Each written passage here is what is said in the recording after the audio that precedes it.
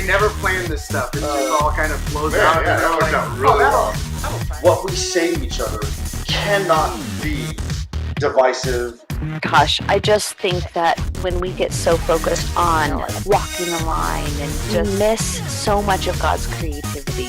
We only created the Odd Show to have this conversation. Right. We're gonna say some bad things about stuff. If you're Not bad things like, if you're a huge Toby Mac turn it off now. Or for people who are struggling with why would a God of the universe care about me individually? You are his favorite. You know what I mean? Absolutely. And that, ladies and gentlemen, is The Odd Show. Let's get right into it. Here's your hosts, Bruce Bugano and Thomas Hogan. Hey, welcome to The Odd Show. We're back. We actually we didn't record last week, I don't think. I think we recorded last week. Oh, maybe we did. I don't know. I can't keep, or the week before. We did it. We did an episode. This will be so. I think we're on episode 56, and I'm Bruce. Thomas is here. I'm super excited about this. Huh? What, Thomas? You I said, hey, everybody. Gotcha. I never wait for you to say anything. I just intro you, and then I have to wait for like 3 minutes of me talking to put your name in there. So, but we have a guest, and actually we've been talking about, months, I think, having this guest on. And she's super awesome. We've known her. Well, I've known her for a couple of years. Thomas just met her. No, longer than a couple of years, for years. But we have Meg Delagrange on. Hey guys. And So thanks for having me. Yeah, we are excited. I'm excited about this conversation. I will say, I'm excited for like 3 reasons. One of the big ones. Hopefully, this is a string of semi-Jesus feminists that we can like work in over the next 10 months or so. I'm not full on Jesus feminist, partial Jesus, partial feminist. Like hopefully enough of everything that we can get a good balance on the show. There you go. Balance is everything. Yeah, I would say that, Thomas, you're almost a Jesus feminist in some regards. I am anti-complementarian. Yes, I am. Me too. I think we did an episode on that. I'm a Jesus feminist in some regards. So there are, 3 Jesus feminists. Or as I like to say, I'm Jesus. Right. Nice to meet you, Jesus. We'll see how. I thought your hair would be longer. Meg, so you want to introduce yourself, kind of give a short bio, and just tell us how awesome you are in just a little bit? Absolutely. Bios are like my favorite.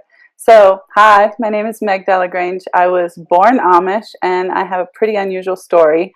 I have over 22 moves between my birthplace in New York and living overseas in Tokyo, Japan, which is where I met Bruce and his wife, Sarah. I've had an interesting story that's full of a lot of rich heritage, having been born Amish, and a lot of loss, but I think we've all experienced loss. Some of the key losses that I've experienced have been divorce. So now I'm a single mom, but I'm very independent, as the men already indicated. And I have a 7-year-old daughter, and I'm just looking forward to getting to know you more. And as we talk, you probably will hear more of my story. So yeah, good to be here. Awesome. So Meg, the one thing, not the one thing I love so much about your story, but one of the things I love most about your story is the amount of hurt and loss and just tragedy in your story would break so many people to a point where it would be very difficult for them to come back. But in addition to all that hurt and all that tragedy, there is, we dropped Thomas. See that? He'll be back. I told you that would happen. Okay. But in the midst of all of that, there is so much healing and so much growth and just so much amazing that comes out of that story. Yes. So I don't even know where to start. Yeah, it's tough, isn't it? Yeah. So you grew up Amish. I think that's a good place to start, because that carries with it in and of itself, just not being Amish, but just your upbringing carries a lot of just tragedy and hurt. So and can you tell us about? and a unique view of God. So Right. Oh yeah. So from a very early age, I was abused as a child, and that's not uncommon in my circles.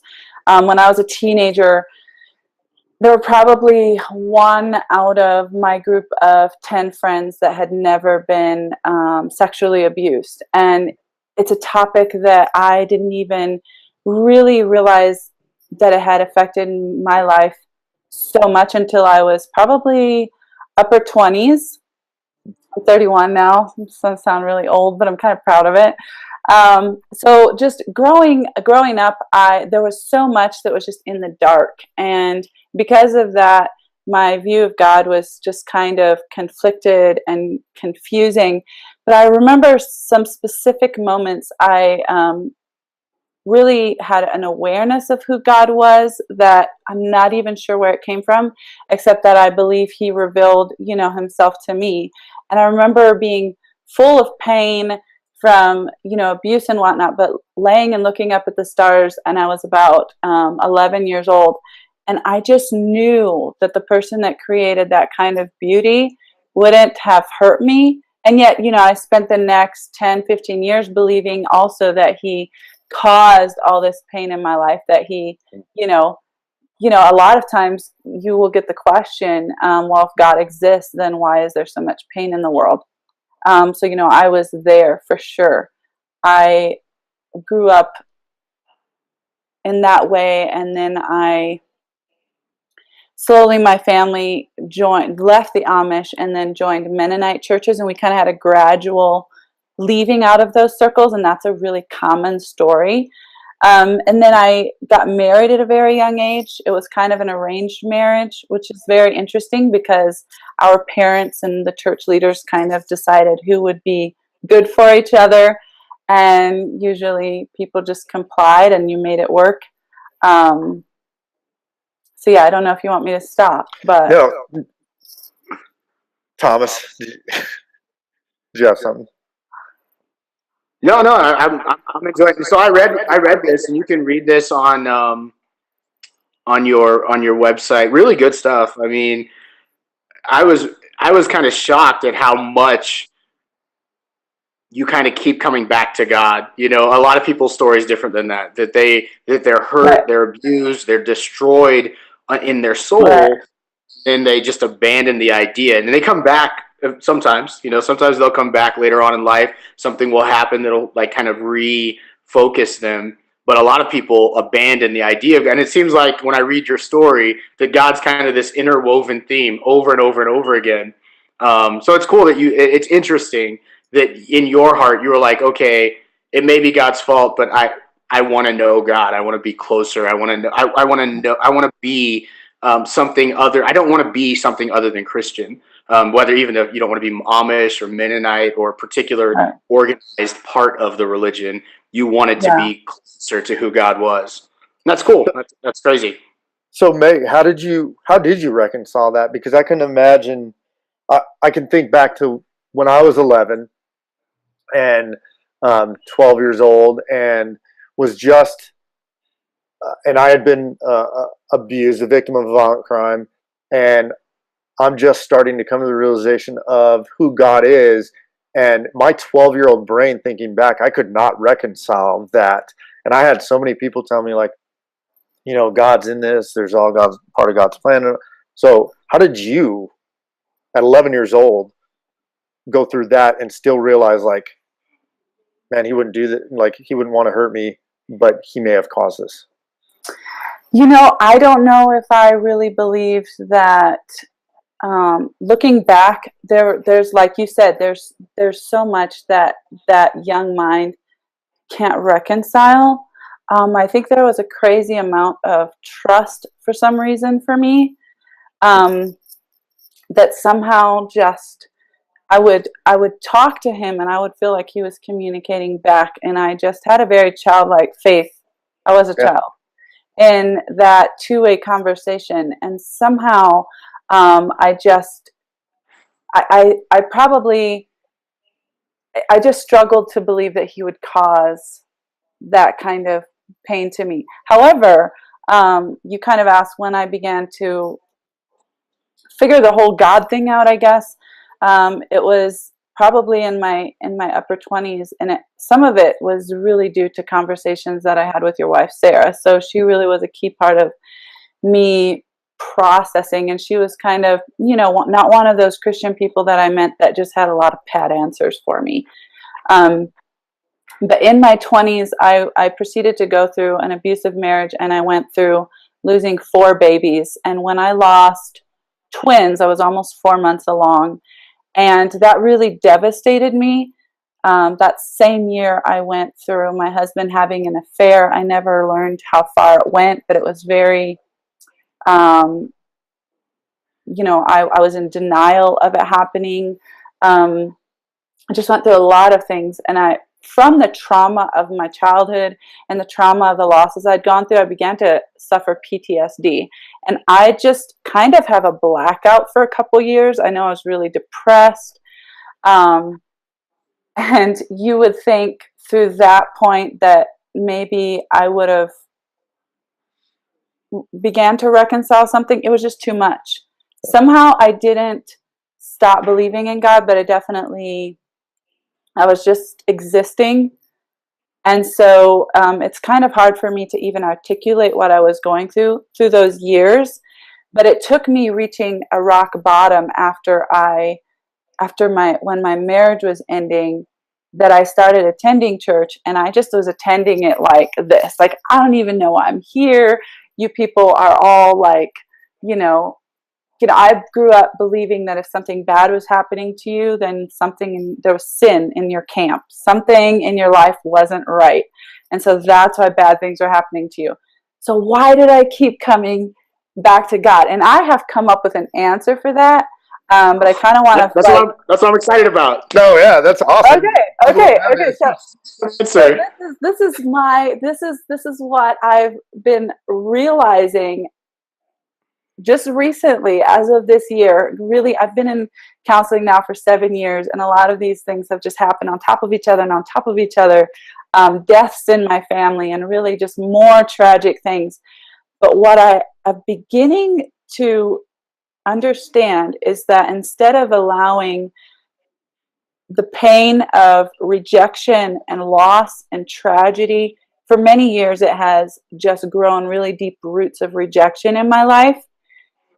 But miraculously, somehow I was able to turn around and say, somehow these roots of rejection, like somehow this can't be the end of pain. There was a moment when I pressed through and realized that I'm no longer going to allow pain to develop roots of rejection in my life, but to allow pain to develop purpose in my life, and that there had to be some kind of purpose in this pain. And as crazy as it could be to believe that there was a God, and as crazy as it could be to believe that there could be some kind of purpose developed through the pain, not that it happened for a reason and it needed to happen. I don't like those cliches, but that purpose could happen from it. I could be crazy enough to believe that. And that's kind of what I've come to. Yeah. No, so I totally love that. I think when I was going through kind of similar stuff, divorce-wise, and everything happens for a reason, right? Like that's the thing that people want to hand you. Like everything happens for a reason. It's all part of God's plan. I'm like, really? Like all this is part of God's plan? And I kind of came to the same conclusion, apart from everyone else, that there's purpose. Like God, there may not be reason, but God will purpose everything, right? So in your email, you said, and I'm so glad that you brought up the pain thing. You said pain carves out your character and adds value to who you are. And I read that and I was like, oh, what? Whoa. Can you like what? I can, yeah. So Can you what? I would love to talk about that some more. It's difficult to articulate. I'm more of a writer than a speaker. Oh yeah.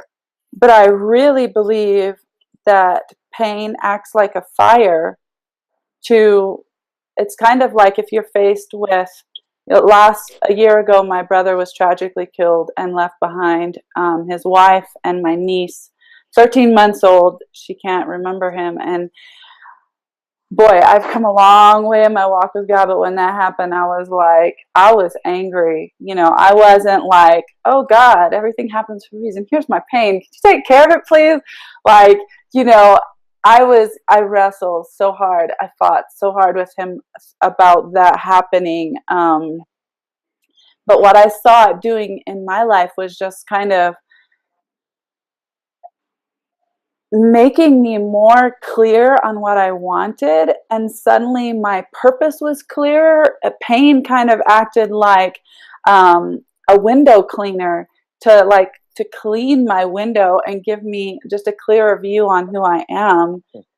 And I felt like it refined my character. I have more compassion. I know more what I want. Sometimes that makes me almost, I think, maybe a little bit more coarse or blunt, but I just don't have time for bullshit. And I think, but at the same time, I also have more compassion. So I think when I say something, it can actually hold value now because I know what I'm saying. Where someone who's never been through anything could stand up in front of a bunch of people and they're speaking, but no one's hearing them because they haven't gone through the pain that connects threads from them to other people's pain.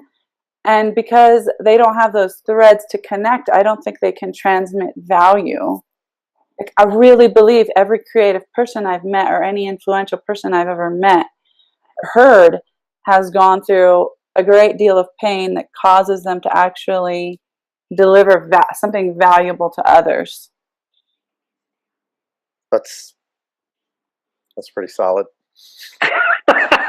No, I think, man, what a great way to say that. So I would argue, and I wouldn't even argue. I would just state, when I look at people's lives, and especially in the operation of counseling or walking someone through like difficulty and struggle, I know for a fact, but also you articulated so well the same thing, that people, that maybe not everything happens for a reason, but the depth of your struggle and your perseverance, your ability to persevere is directly related to all these other people that are in such a state of brokenness that I believe God uses your perseverance or your endurance or your ability to trust. And even if you don't know why, that's one of the reasons I really clung to your story, and I really read it out and kind of meted out a lot of really just valuable insight, that you trust God even when you don't know how to trust God. You trust God even when you don't know why you trust God. And in the end, God uses that to start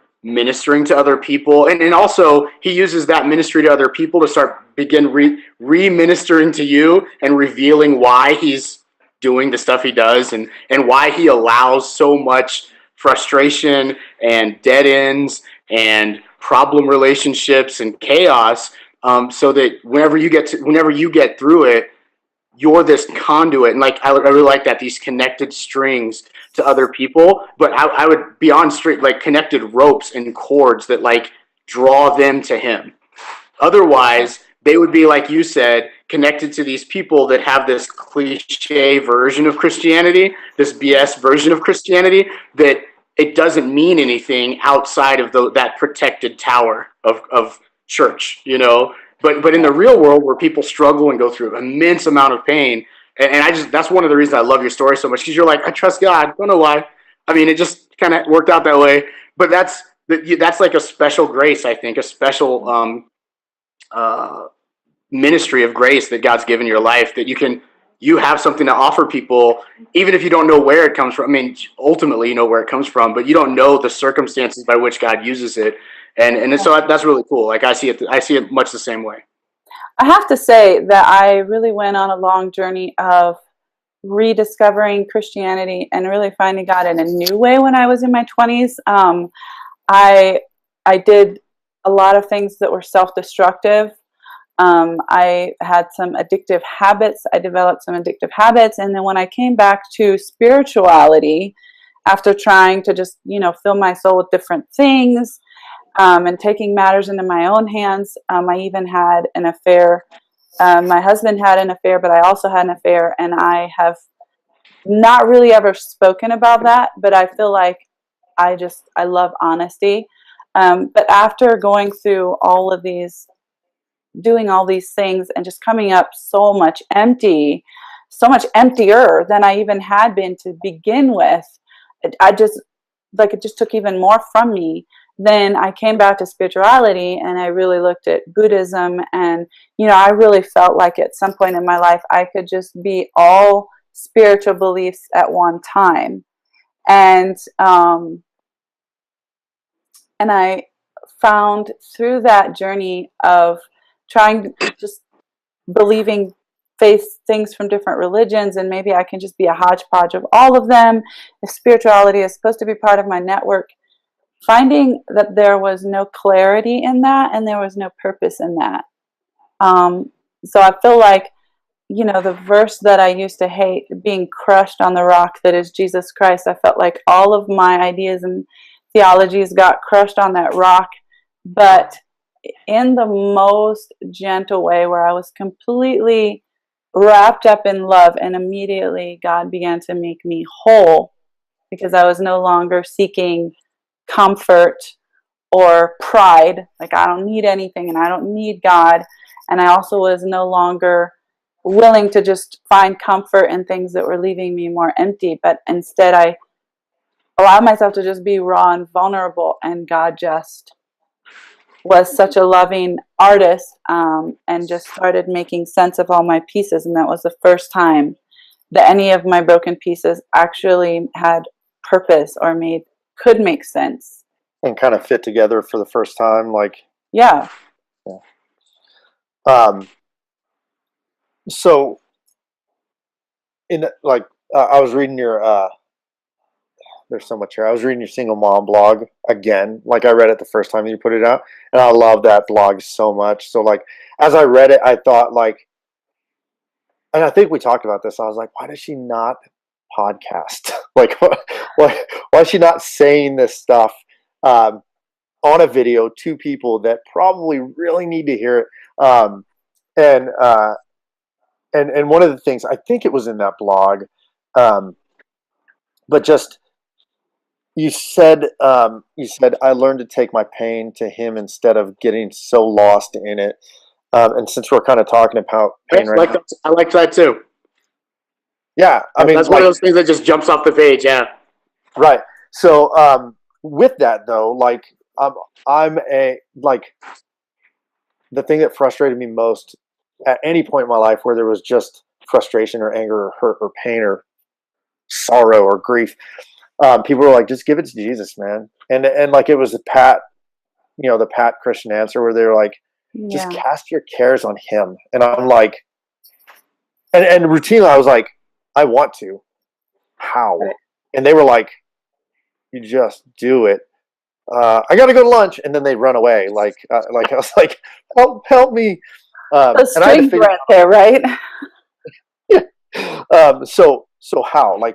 When you write that, what's the thing in your mind? And maybe it's just for you. Maybe it's something different for other people. But what's the thing in your mind that you were thinking when you wrote, give him my pain, don't get so lost in it? How do you do that? What's the practical outworking of that? Yeah, so to illustrate that, I think one of the ways I could illustrate that is by a very literal definition. I was in Uganda, Africa this summer, and while I was there, I went whitewater rafting for the first time. I had never even been in the States, and I guess in the States, for you to go whitewater rafting, you can't go on rapids that are above a level 6 unless you're a trained rafter. But we were put on 8 to 10 level rapids. And we had a great guide, but we were out on the river for like 6 hours. And immediately I knew I had signed up for something that was, I was in way over my head. I'm already not a great swimmer. Drowning is already one of my greatest fears. And so... so you go rafting. That makes sense. Yeah. Yeah, somewhat rafting. You were about to give yourself to Jesus, not your pain. Right. Exactly. That's one way to do it. Actually, I have done some very reckless things. And I look back and I'm like, that was pretty reckless, but it's either, I know that I'm either going to live or I'm going to die, and maybe I'm not really so afraid of dying anymore. But there was one point where I went down in the deepest part of the rapids and I was pulled really far under, and I had a life vest on. But I was holding on to two girls who also went under, because I was like, there's no way in hell I'm going to let anybody drown. I felt responsible. I thought you were going to have them go with you if you were going. Right. But so, and they tell you not to hang on to people. It'll take you further. Well, that's true. It does. But I took in so much. They're not lying. They're not lying. They're not lying. But I was holding on to two people. They're heavy. They're weighing me down. And I was just down in the depths of, the Nile River, thinking, okay, any moment now, like, there's no alligators, but something's going to eat me. And I really started getting like close to blacking out, because there was just so much water that I was taking in. But I would keep coming up and then going right back under. And there was a moment there where I was really, really weak and felt like I was just giving up. And I was like, no, I'm going to keep fighting. And so even though I didn't know, I was so disoriented underwater, like you're so disoriented in pain, you may not know even which way is up. But just this fight inside of you that is like, this is not how I'm going out. I don't know. And this is not how I'm going out. And that's how it is with me in pain. I'm like, this is not how I'm going out. And a lot of times, that taking my pain to him, I've walked out of church when someone even has just prayed that in a prayer. That has been so offensive to me. But so part of me can't believe I wrote that, because it's been so offensive. You can just bring your burdens to the cross. And I'm like, no, I lost my brother. I lost my babies. I lost my marriage. I lost my childhood innocence. I have a father who would just, do whatever he wanted to me. I have to live with that. And that's what I have to, like, that's what's happened to me. I can't just, okay, here, cool. Now it's there. Now I can go eat a cupcake and life is good. Like, that's not how it works, people. But what I'm really have learned, the way to take my pain to him is to be angry at him, to realize that I don't trust him, to be even say, God, I don't trust you right now. To have, like, he's big enough for me to tell him exactly how I feel. Like, to me, and it's an ongoing process. Like, so instead of just giving up and, dying in these underwater and this confusion, I'm like, I just start, even if I'm mad underwater, like, what the hell? I can't believe I'm here. And I just start fighting, even though, like, I may not even be fighting in a way that brings me closer to the surface, but I'm just fighting. And I think that's what is my definition of bringing my pain to God, is refusing. It's like Jacob wrestling with God. I won't let you go until you bless me. Right. Yeah. So I want this one, Bruce. Give it to me. No, go ahead. No, so I just wanted to point out, in the biblical narrative, it is so true. Like, there's an amount of faith that it takes to say, God, I think you're wrong about this, right? Because it's also an acknowledgement of God. Like, even though he's never wrong, he's always right, and he knows everything, and he kind of works it all out way ahead of time to make you look stupid in the end. Right. There's this continual thing in the biblical narrative, especially in the Old Testament, but even in the New Testament, when they're directly interacting with Jesus, and they're like, "Well, Jesus, that's silly. Obviously, you don't know how the world works." There's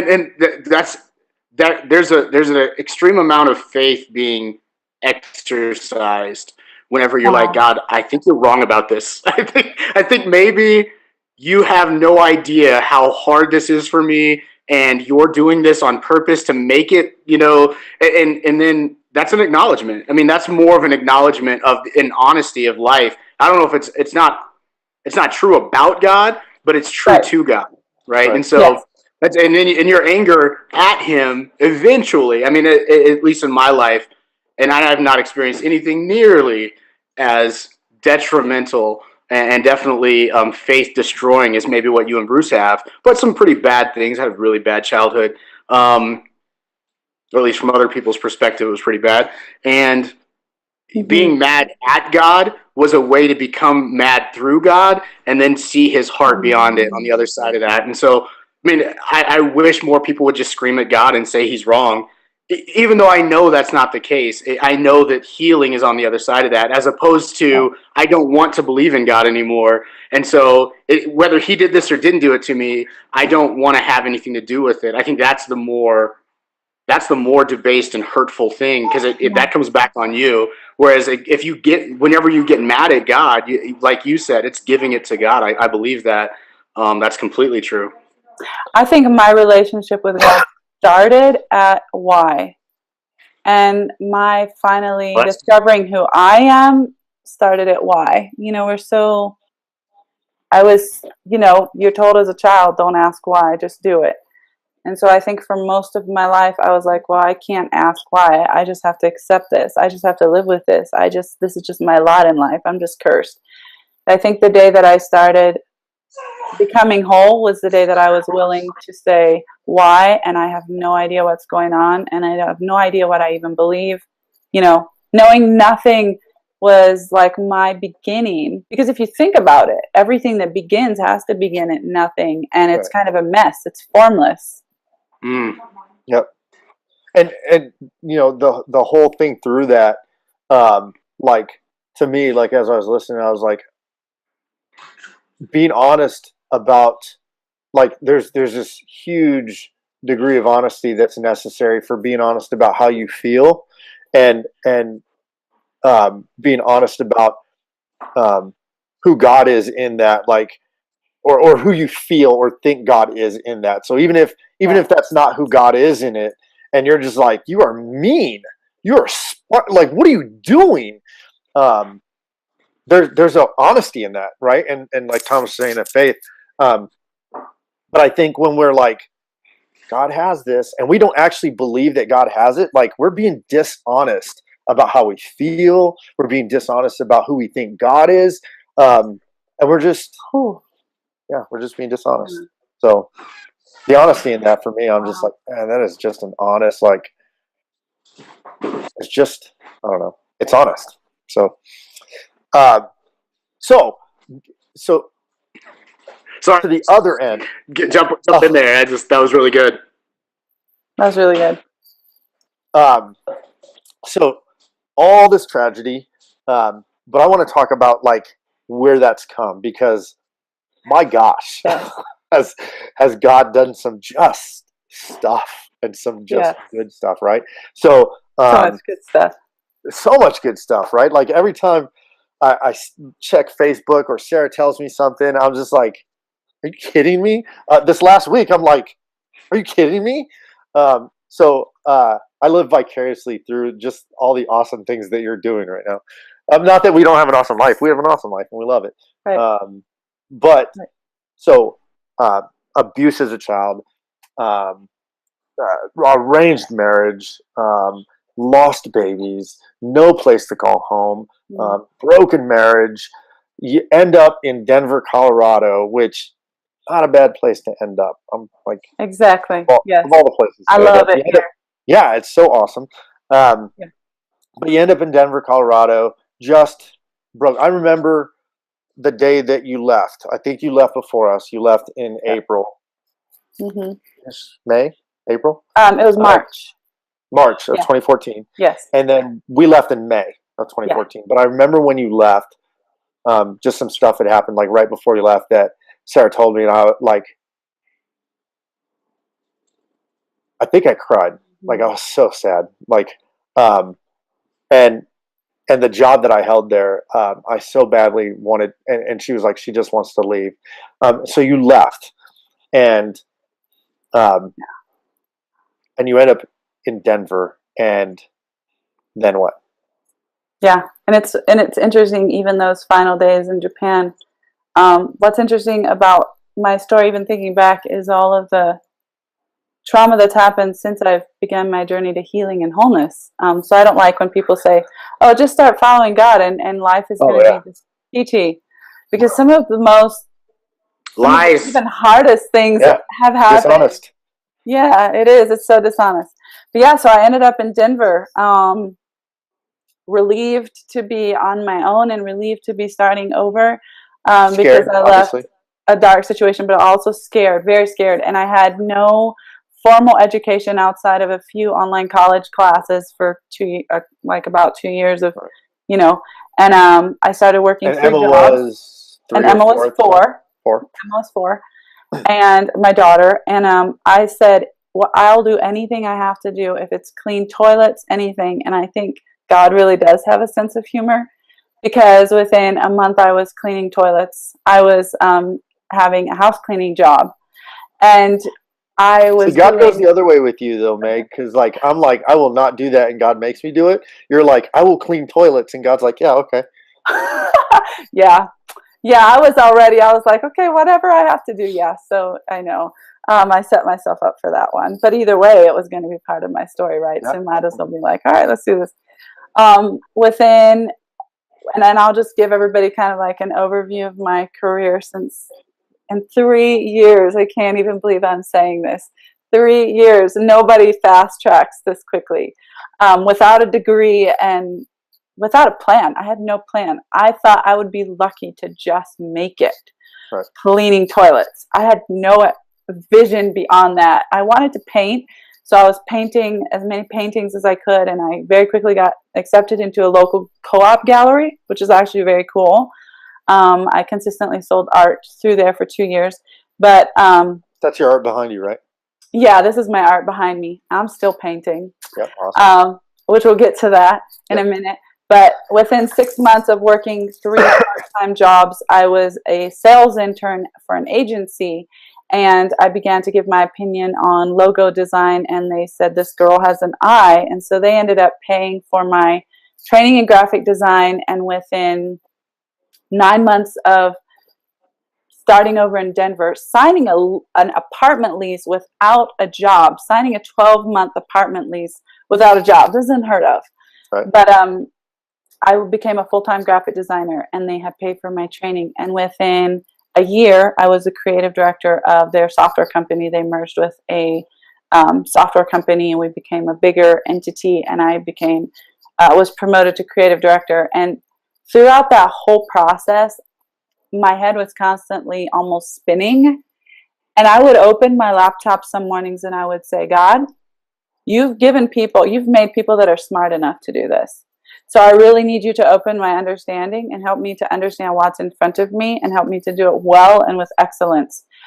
And I can just say that childlike faith that I was just going to understand what I needed to do literally brought me before, leading teams with, up to 50 developers on projects. Our largest project was for entire states. And then within 2 years, one of my website designs was named a top nonprofit fundraising website. And it was a website for Reach Out and Read Colorado. And I was just ecstatic. Twitter blew up that day. It was amazing. And you would think that was the end of the story, but that was like, God was just like, girl, we're just getting started. Right. A year ago, I left that job. I loved what I did, but I left it to join up with my cousin and take her leather business, which was really a hobby at the time. She had consistent sales, but she was doing some events, but she had only 45 sales in a year and a half. And it was really like, okay, it's time to make or break this thing. And when you say leather business, like you guys weren't making chaps, you're making right, leather bags. Leather bags. Yes. So she was making. But would you consider it? Would you consider making chaps? Oh well, her husband might. He has a saddle business, so y'all can talk. Oh, there you go. We'll work it out. Right. So We'll work it out after show. What's the name of that company? Urban Southern. Urban Southern. So Urban Southern is the name, and we refined the brand. We kicked off with a new website, and we kicked off right before the holiday season last year. So we didn't have a lot of time to really gain momentum, but we just worked as hard as we could. And in December, we were discovered on Instagram and invited to New York Fashion Week. So we went to New York Fashion Week.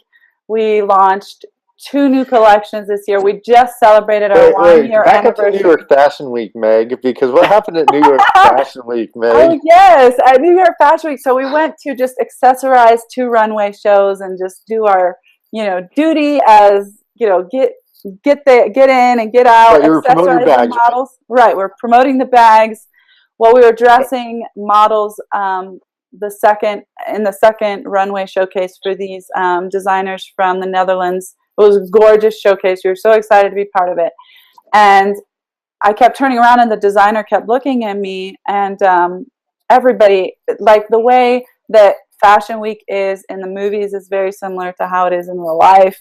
Everybody's changing. You're not sure where to look. Everybody's naked, and you're like, okay, all right, this is real. This is legit. This is a little awkward, but it's also everybody just feels normal because everybody's just like, this is normal. And he kept looking at me like I was a mannequin, and he said, she can wear a dress. And I looked past me like, oh, he must, because they were looking for 2 of their models didn't show up, and they needed another model for their showcase. And he was like, no, you. And he's like, he literally just had me, and I was like, what? And so, yeah, I ended up walking the runway, and it was surreal. But I was like... Made the model. Walking the runway in New York Fashion Week. Yeah, 4-inch heels. I was coming out of them. People worked their whole career for that, right? They're like, I'm going to go to Fashion Week. And Meg's like, oh, I'm just going to do Fashion Week. Yeah, actually, from some of the models, I got some dirty looks because they had gone through so many casting calls to get there. But this is something I don't really tell people because I usually think I'm going to sound crazy. But as I didn't even tell my business partner this, but earlier in the day, we were getting in the elevator and we'd been doing a lot of prep work. It was kind of a madhouse in some ways. But all of a sudden, just peace washed over me. And we stepped in the elevator and my mind cleared and I was just at peace. And then I felt like I was hearing an almost audible voice that said, tonight you will be discovered. And I thought, oh, that's great. Urban Southern is gonna go wild, and I was thinking, yes. And I just held that tight. I didn't tell anybody. I just thought, wow. I did tell a friend who showed up that I was really close to. I said, hey, I just feel like God told me tonight we're going to be discovered. I don't know what that means, but just pray and just praise God that whatever is going to happen is already happened. He already said it. Right. So then when I was walking down the runway, and I walked it 3 times because I walked in 2 different outfits, and then the final walk, and I see a little smile on my face because I wasn't even nervous. I just thought, this is what you meant. Right. That's awesome. It was just like this moment of, him showing me how, he sees me. He doesn't see me as a single mom and this broken person that has bad things happen to her, or, divorcee. I'm this powerful whole woman, even if I don't see myself as that yet, or, even if my physical body isn't there yet, my spirit is there. Right. It's completely whole. So it's amazing. So we can move past. Yes. But that did a lot for Urban Southern, right? Thank you for letting me have that moment. No, that's so good. I know coming from the church world, and I don't know how much Bruce has told you kind of what we do, but coming out of the church world, there's such an identity wrapped up in what we do and what happens to us on both sides, whether it's something horrible or something, magnificent, that kind of, oh, I built this church and there's 3,000 people there, and like what you're so tied to this thing, and then you start to believe, or people start to believe, that that's how God sees you too. The way you see yourself and the way other people see you is how God sees you, because it's tied to these things, the stuff that happens, either stuff that happens to you or stuff that you made happen. And once you realize that that's not your identity, like I hate to sound super mystical, because I'm not a super mystical guy, but the Bible says I'm hidden with Christ. That means He knows who I am, you know? Right. Like I'm secret to everybody else. Like I haven't figured myself out yet, but He knows who I am. And so in that moment when you're like, oh, this is just God pouring blessing into my life, or favor, or love, or compassion, or purpose, or whatever, you just walk in it and enjoy it and appreciate it for what it is, as opposed to connecting it to all these things that you do, which is such a trap. Because if you start connecting it Right. to, if things start happening to you and you connect that to God, when bad things start happening to you, you're going to automatically connect that to God too. Exactly. That's so true. Yeah. Such a good point. Exactly. Yeah, that's good. So Urban Southern is a flop. 45. Oh yeah, you guys are giving up, I heard. Started, or So I don't know if it's professional, but I am sharing our success at a national conference in December. We when we started this thing, it seemed crazy to say this, but we were like, wouldn't it be cool if we could just do like 100,000 in sales in our first year? And the first month or two, it didn't feel like we'd be lucky just to pay our bills. But we've grown, we've added an additional collection that we just launched this fall, and we blew past that 6-figure goal before our year was up. So that's awesome. Congratulations. Thank you. Every time that I turn around, Sarah's just like, hey, crossbody clutch, circle toed, and I was just like, slow down. It's not your birthday. Sorry, guys. No, that's awesome. She loves it. She's great. Yeah. So, well, I've got to mention what I've done with my painting this year. Yeah, I was going to ask the thing with the. So this year I painted. There's a center in Denver that has become a new type of aid for women who are victims of domestic violence, and it's funded by the city of Denver. The mayor supports it. The governor's behind it. They had a spring gala this spring, and there was music entertainment, but I was a live painting artist for the night. I had like my own stage, and I painted live, and then I shared some of my story as a survivor of abuse, and then that artwork auctioned off for $4,500, which is crazy. Yeah. And I met the governor, and I was just surrounded by great men. And again, it's like Thomas said, even in that moment, I was like, this is just, I don't know if this is what my pain has prepared me for. I just took it as, this is a part of the purpose that's coming from my pain, because I was able to share my story, and had so many women come up to me. There were women standing in line to talk to me, to say, like, to share how my story had touched them or brought them some kind of hope. And I realized, my pain isn't going to waste. But then, so that was cool with my painting. And then I also went to Uganda, Africa, and I painted a 27-foot mural for at a school there. So cool. And then I painted live for an event with Healing Waters International. So a girl boss by day, I'm slaying it over Urban Southern. I'm a model. I'm whatever the heck I need to be. And then God is also I'm just open. I just ask people now. I kind of just expect doors to open lately.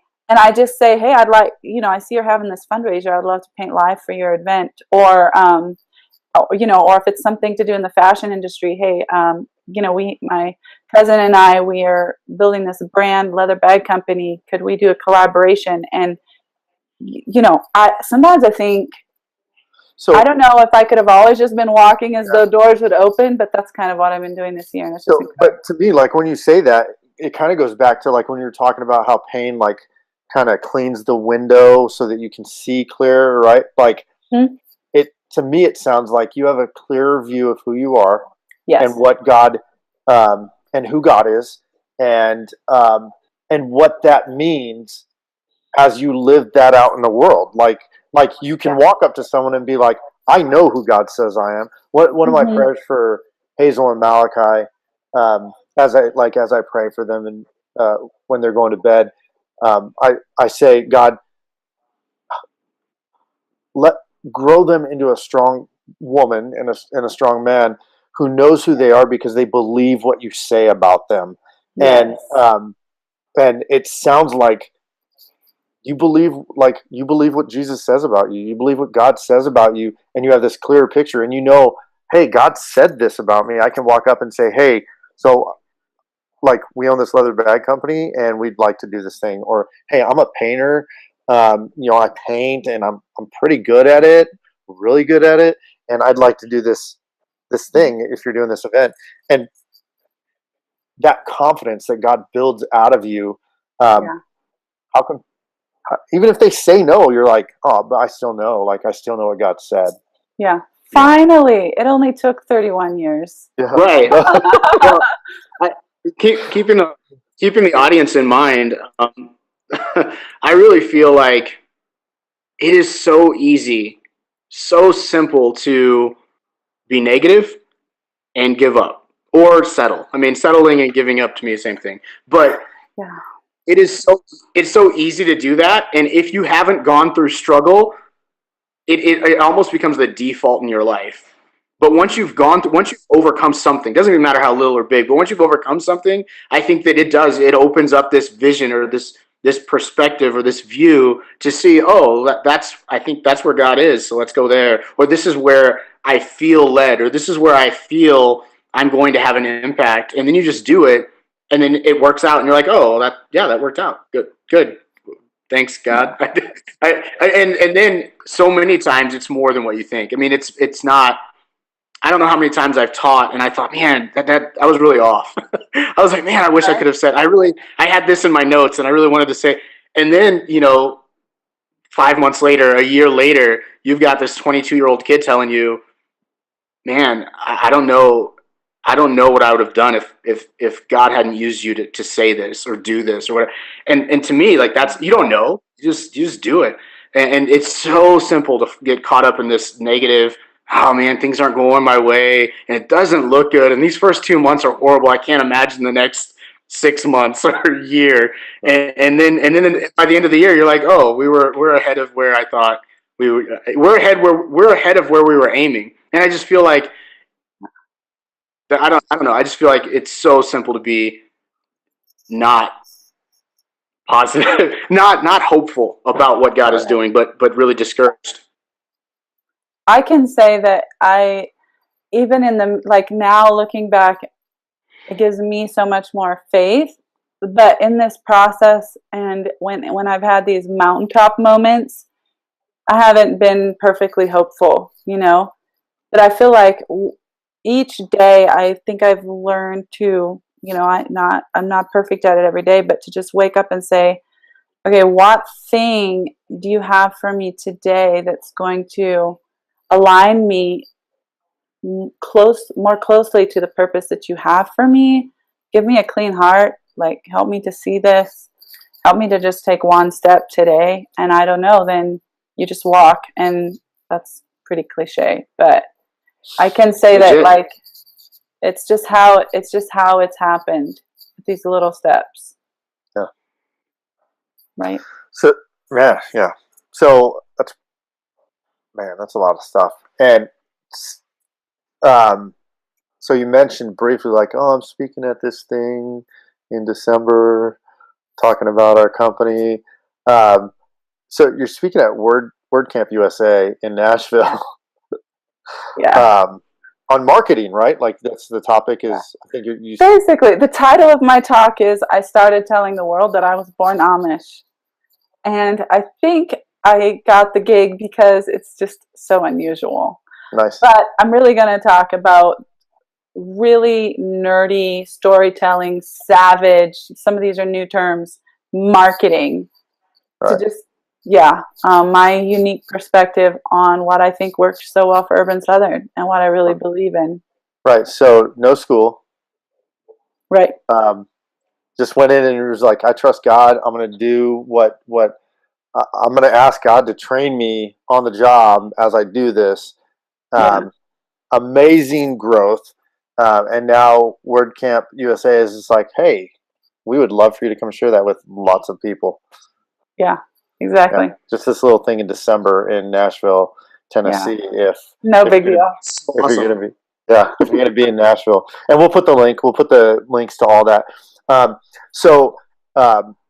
Awesome story. I love your story, and we're right about 45 minutes. We're probably just over 45 minutes, so we can probably wrap it up. Nope, yep, we're about an hour almost.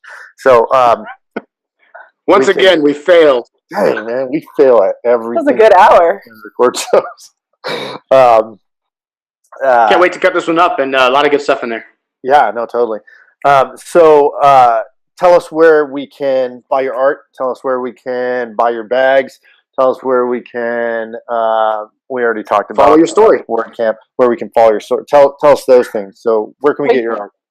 Being a marketing guru, I really should have my own website developed better. I am building a website for my art, and there will be a blog there sometime in the future, and that is coloringspirit.com. We'll have the link. In the meantime, I write on Medium. There's just less pressure there to be all SEO correct, and that's just where I kind of spill more things. You can buy art directly from my Instagram, which is what happens most of the time. People just see a piece and they say they want to buy it, and we just make arrangements and it happens. So you can find me on Instagram. Bruce will have that link. And then you can buy those amazing leather bags. It's an addiction. You won't be able to have just one. I'll just, be honest, full disclosure. So you can't say I didn't warn you. You can get those at urbansouthern.com. Cool. And then legitimately, like if you're going to be in Nashville, or if you like, the link for WordCamp will be on there. You like session 6 or something like that. So it's a 3-day event, like a 2 full day evening event. The session, I'm now listed, like the overview of my session, which was basically my talk pitch, which is a little embarrassing that it's just up there as like, this is what our talk's going to be about. And I was like, wait a minute, that was my pitch that nobody was supposed to see. But I'm a complete novice. It shows what a novice I am, and yet it's happening. So once in a couple weeks, they said they'll actually have a schedule, and then I'll know which day and time I'll be speaking. So I'll put the link up there to WordCamp USA. Definitely get your tickets and be there. Yeah, totally. Thomas, you got anything else? No, I love this story. Hopefully you'll come back and hang out, and as this stuff unfolds or more stuff, there's more stuff you want to say to an audience. We'd love to have you back again. That's a really cool story. Love what God is doing in your life, and God bless you, and keep, it's exciting to see what is going to come next. So that's fun. Awesome. Thanks for having me. Yeah, no, and I'll just say, Sarah and I love you. You're so awesome, and we love your story, and we love watching you guys grow, and you and Emma grow, and just everything that's going on. So, so we're like, I'm so glad that you were on. Next time I'll have to have you on with Sarah and Angie, Thomas's wife. They do episodes every now and then. They do an awesome job. It'd be amazing to have a real girls talk, no holding back, let's just be real. Yeah. That'd be cool. Yeah, when they do that, usually it's way more serious than us, and provides way more value than anything we record. So we've tried to solve numerous problems, and people just don't listen to us. So they'll listen to this episode because you're on. So awesome. So thanks for being here, guys. Check out her stuff. There's so much good stuff, and all the links will be in the show notes. Until next time, we will. And stay odd. Awesome. Stay odd. Stay odd. Hey guys, so after I got off the interview with Meg yesterday, my wife was like, hey, did you get a promo code for a discount on Urban Southern? And I was like, oh man, no I didn't. I totally forgot. So she messaged her, and because Urban Southern is awesome, they're offering a great deal for listeners of the show. So between now and December 31st, which is a whole 3 months, they're offering 15% off for listeners and viewers of the show by using the promo code ODD15. That's GODD15 when you check out. So that's your whole order. So you can go there, order a ton of bags, use the promo code ODD15, GODD15 at checkout, and get a great deal on some fantastic quality bags. So a lot of things happening between now and then. Christmas, my wife's birthday. So go grab as many of those bags as you can between now and then. Share the video, let people know about it, and go check out Urban Southern. Thanks, guys. Stay on. Checking out The Odd Show. You can follow Bruce on Twitter at BPags2 and Thomas at BlenderZen. Remember to rate and review us on iTunes and share us with your friends. Until next time, stay odd.